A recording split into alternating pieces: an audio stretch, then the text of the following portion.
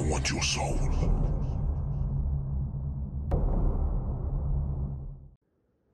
A few years ago, I decided I needed a major life change.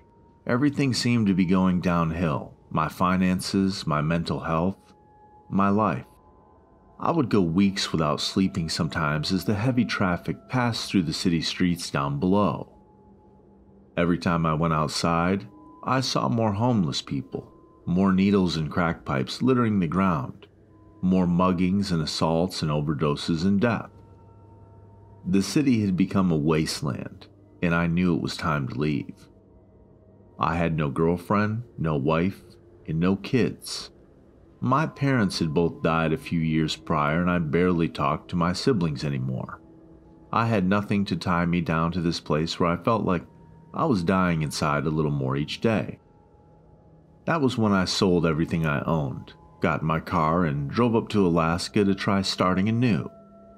I bought a small cabin in a plot of land in the middle of its majestic mountains and dark, enchanting forests. In the winter, the northern lights would shine through like the eyes of God, sending out divine trails of light that danced through the sky in cosmic waves. And while the move did help give me some peace of mind, in the end, the source of all my problems had ultimately followed thousands of miles into the endless wilderness. It would take me a long time to realize the cause of all this misery was myself, because a wise man once said, "Wherever I go, there I am." I lived in that cabin for 3 months without any major issues other than the constant threat of bears, moose, and wolves. I had a rifle and a shotgun for hunting, a small garden in the backyard, and a solar panel to generate electricity. "This is the life," I said, relaxing on a hammock I had strung across the corner of the cabin while staring at the endless beauty directly outside the window. White-capped mountains loomed like giants in front of thick clusters of evergreens. A virgin covering of fluffy snow made the entire world glisten and sparkle. There wasn't a house or road in sight. No work, no stress, no pollution, no cars honking all the time. I closed my eyes, breathing in the clean air. I ended up falling asleep for a couple hours, waking up just as the sun had started setting. Bright orange streaks mixed with the bloody smears of the fading light as it disappeared behind the mountains. I groggily arose, stumbling over to make a cup of instant coffee. As I sipped it, I wandered around the room looking for something to pass the time. There were still quite a few random objects left behind by the last owner that I hadn't gotten rid of yet. I had moved in to find a stocked bookshelf filled with the classics by Philip K. Dick, Isaac Asimov, and Robert Heinlein. Bored, I started rifling through the collection, looking for something good to pass the time. As I shuffled past the Maze of Death, something caught my eye. A black leather-bound book with no title or author name stood there, its cover faded with time and wear. Curious, I pulled it out and opened it.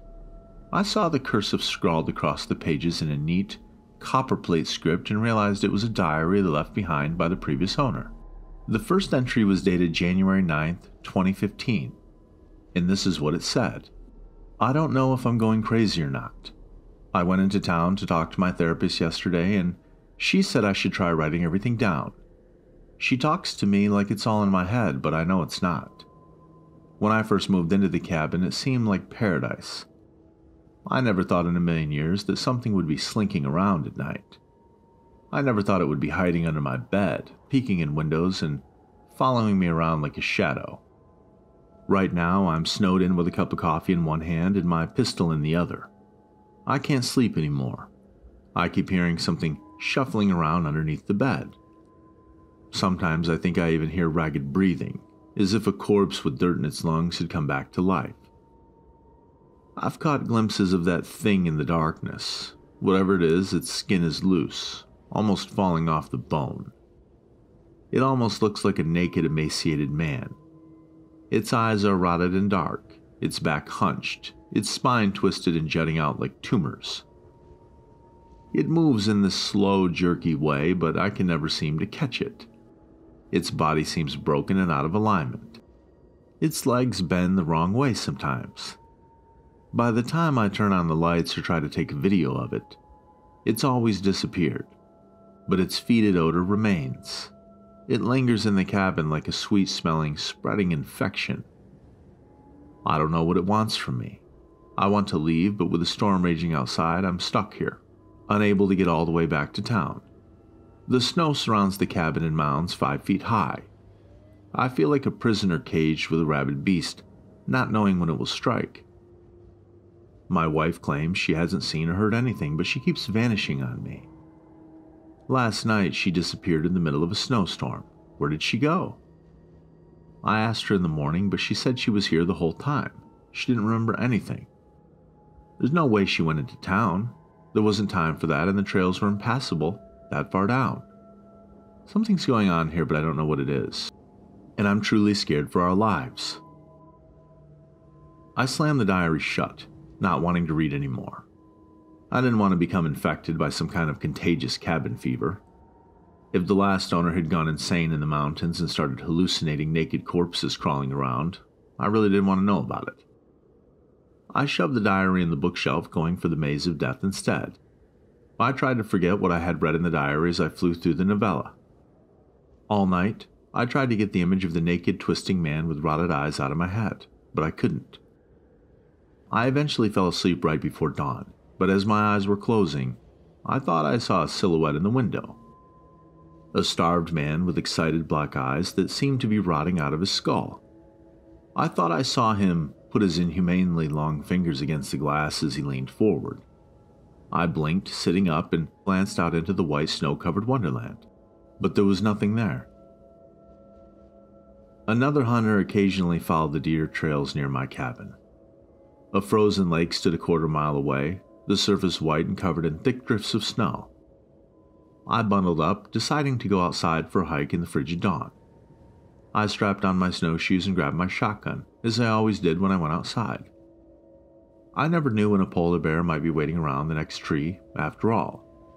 I opened the door, seeing footprints pressed into the snow all around my house. At first, I thought it was the silhouette I had seen, the nightmarish thing from the diary. But the footprints didn't go over to my window. They followed the trail 20 feet away, veering off towards the frozen lake at the bottom of the hill. I glanced down in that direction, seeing a black figure plodding slowly forward. "Steve," I cried, recognizing my old neighbor in a 4-mile radius. He had a cabin about a mile away on his own little plot of land. He jumped, clearly startled by the sudden noise. His black snow pants and heavy fur coat swished together as he spun, raising his rifle high. When he saw me, he immediately lowered it and put a gloved hand up in a friendly greeting. "Hey Josh, surprised to see you up this early," he yelled over the muted wintry landscape. Sounds always seemed different after it snowed, as if all the noise in the world had become faded and dead. "Yeah, I've been having a little trouble sleeping," I said, slinging my shotgun around my shoulder. "What are you doing anyway?" Just a little hunting, you know," he said, giving me a sly wink. "Animals are always most active around dusk and dawn, it seems. That's when I always have the best luck, anyway." He stepped close to me, staring into my eyes. "You do look like shit. Those bags under your eyes are big enough to carry groceries in." Yeah, trust me, I know. Hey, this might sound a little weird, but did you know the previous owner of the cabin?" I asked. Steve's wrinkled old face fell into a scowl. His expression immediately became guarded and distant. Yeah, we met," he exclaimed bluntly. He seemed to be searching my face for something, but I didn't know what. His reaction left me feeling off balance and nervous. "Is he still around here at all?" I asked, and Steve's scowl deepened. "Buddy, I don't know what this is about, but he's dead. He's been dead. He died in that cabin, actually." And he pointed a finger at my home accusingly. With those words, my heart seemed to drop into my stomach. Waves of dread flowed through my body like water. How did he die? Like a heart attack or something?" Steve's gaze then turned downwards. He didn't meet my eyes.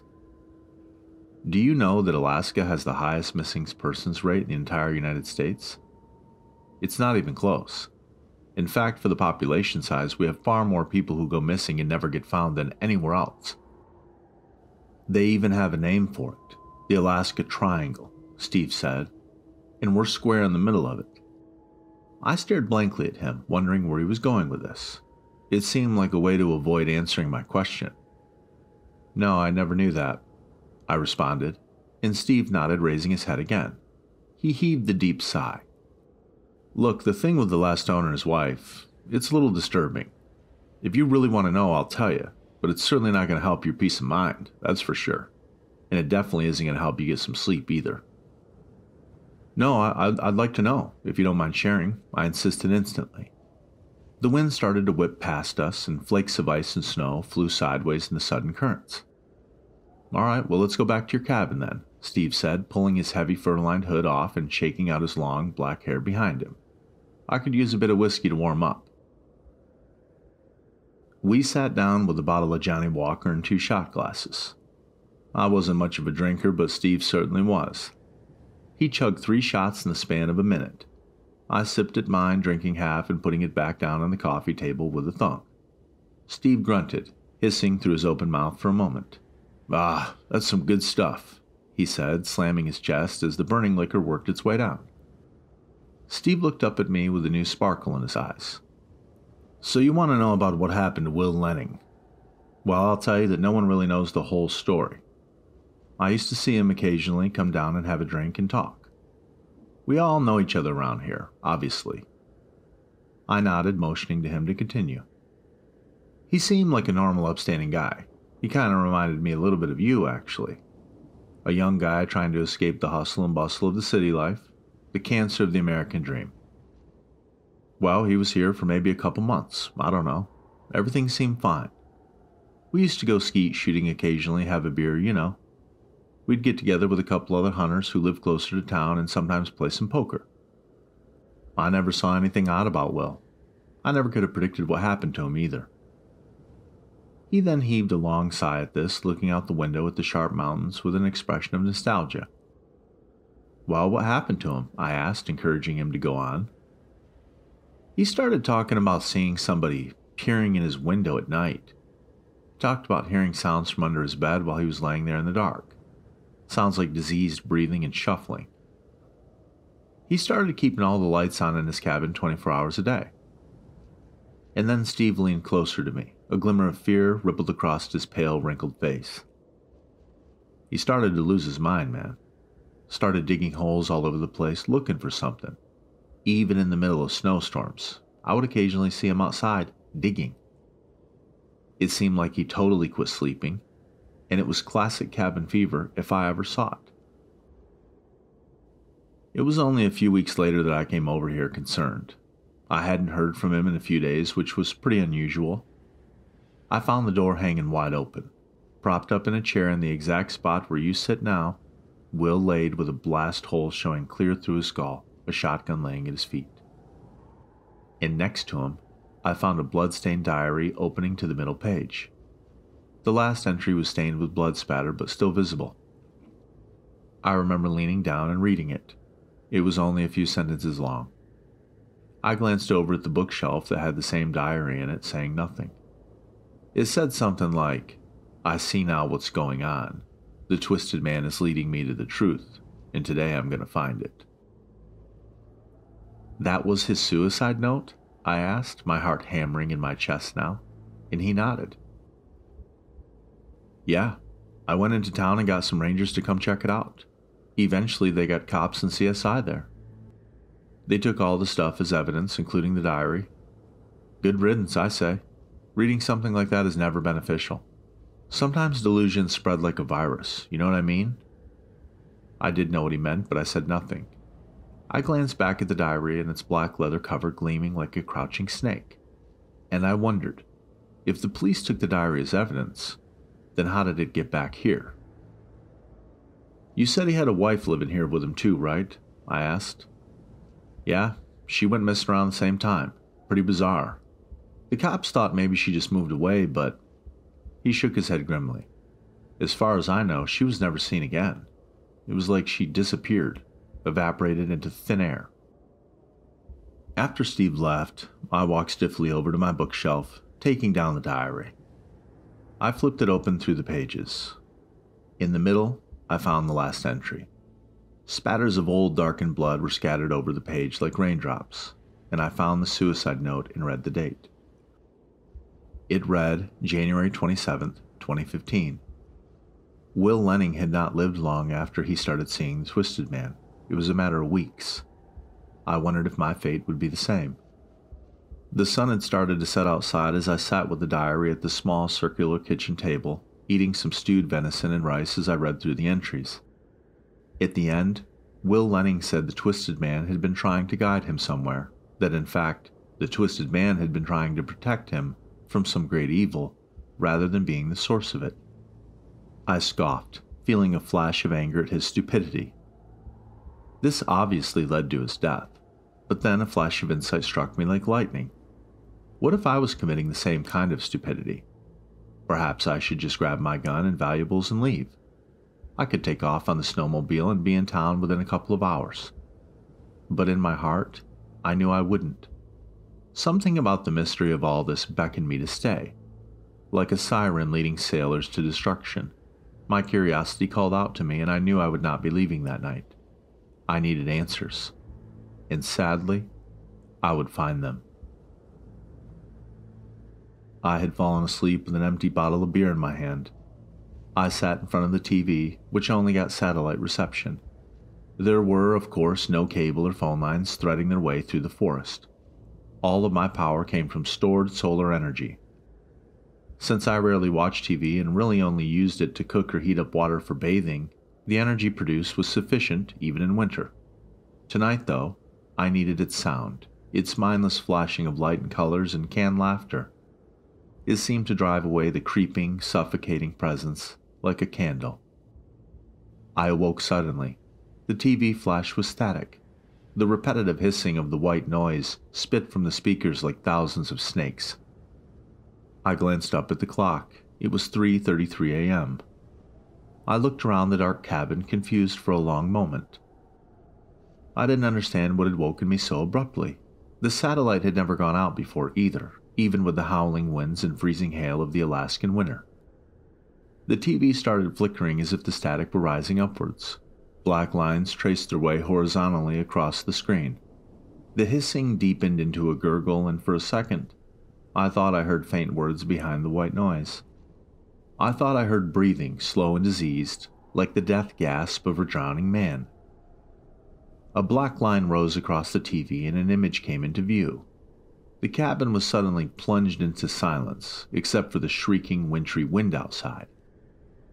I leaned close to the screen, confused as what I was looking at. It looked like a live camera feed of a room.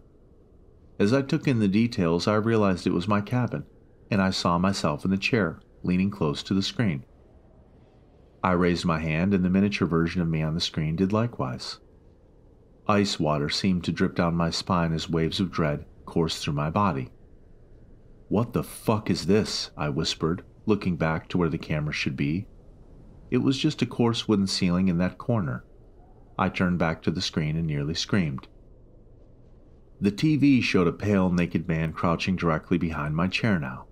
With jerky movements, he rose, his broken spine twisting and shivering. A hissing voice rang out from the speakers. It spoke as if it had dirt and writhing maggots in its throat. "He is a killer, the shadow of death," it gurgled. "Many have fallen. Many lie buried across this forest. You will be next. He is watching you." Long, broken fingers with blackened nails reached out to touch my shoulders. I jumped out of the chair, stumbling back as I spun around in terror. My back smashed into the TV and it fell onto the floor with a shattering of glass and an explosion of light. In those few moments before the darkness descended on me like a blanket, I thought I glimpsed a pale, sunken face with rotted, blackened eyes, peeking out from behind the chair. I turned on every light in the cabin, but there was no sign of the Twisted Man now. I knew I had to get out of there, though. I thought about the warning that the voice had spoken. If the creature wanted to attack me, then why hadn't it just killed me while I was sleeping? None of it made any sense. Who was watching me? The Twisted Man? And if he was, then why warn me? Perhaps it was psychological warfare, I thought to myself. Perhaps the Twisted Man simply liked to play with his food before he ate it. Thoughts raced through my head at 1,000 miles an hour as I threw on snow pants and a couple heavy sweaters and coats. I covered up my entire body as much as I could try to prevent frostbite. I had made my mind up to flee. There was no snowstorm tonight, though the entire landscape was blanketed in it, and I knew the wind chill would be like an ice blade whipping against my skin. It was extremely dangerous to travel in the middle of the night like this, in temperatures that might reach -30 degrees. But Steve had been right after all. Alaska had the highest missing persons rate of any state, and many of them were never found, their bodies likely frozen solid in the deep snow dozens of miles from the nearest town. I grabbed my shotgun, jumped on my snowmobile, and started heading to Steve's cabin. I hoped I could wait there until the sunrise and then figure out what to do next. I felt like there were eyes watching me as I drove along the narrow, winding deer trail. The boughs of the evergreens reached into the path like greedy hands, grabbing at my coat and legs. More than a couple times I thought I saw a pale, naked figure standing in the snow, but it had always gone when I turned to look. I gave a sigh of relief when Steve's place appeared in the distance. I could see the lights twinkling through the small windows of his log cabin. I pulled up next to his door looking down, and I saw 2 pairs of footprints there, one much smaller than the other. I found it a little odd but shrugged it off. The snowmobile cut out with a sucking gurgle. I knocked on the door hard a few times, and Steve appeared after a few moments, groggy and half-dressed. He blinked slowly as he looked me up and down. "Steve, I need a favor," I said quickly. "Something weird is going on in my cabin. Can I stay here until morning? Until maybe I can go to town or something?" And his wrinkled face fell into a frown. "I can't stay at my place tonight, Steve. I just can't." He then nodded, yawning, and motioned me in. "You can sleep on the couch, I guess," he said. "Put that shotgun somewhere safe, though, boy." He had a partitioned bedroom in his cabin, and it was significantly larger than mine, though it was basically still just a joint kitchen-living room, a small bedroom, and a bathroom. He pointed to a well-worn couch in the corner and gave me an apathetic wave as he stumbled back into his bedroom, slamming the door. I laid down on the couch, but I couldn't sleep. I then tiptoed around the room looking at Steve's bookshelf. He had a rather strange taste in books, lots of Anne Rule and true crime there. I saw dozens of books about Ted Bundy, John Wayne Gacy, Richard Chase, Herbert Mullen, and Jeffrey Dahmer, and Richard Ramirez among the collection. At the end, a large black binder stood, unlabeled and worn-looking. It reminded me of the look of that leather-bound diary for a second, and my heart dropped. But logically I knew this was just a coincidence. Yet still, I pulled out the binder, and my curiosity was piqued. What I found inside filled me with dread and horror. Countless news clippings covered the length of it. The first clipping was from nearly 20 years earlier, about a woman who went missing in the Alaskan forest while hiking. A later one confirmed that her body was never found, and that her family was still hoping that she might turn up alive somewhere. A reward was offered for any information, it said. And every page after that was more of the same. Missing woman, murdered prostitute, missing man, no leads. I kept flipping through until I found clippings about Will Lenning's suicide and the sudden disappearance of his wife. On the article about the suicide, Steve had used red marker to scrawl, "Ha ha," next to it. Then, I heard the click of a gun being cocked from behind me. I froze as Steve's voice traveled across the room like a whisper. "How do you like my work, friend?" he asked, his tone jovial and mocking.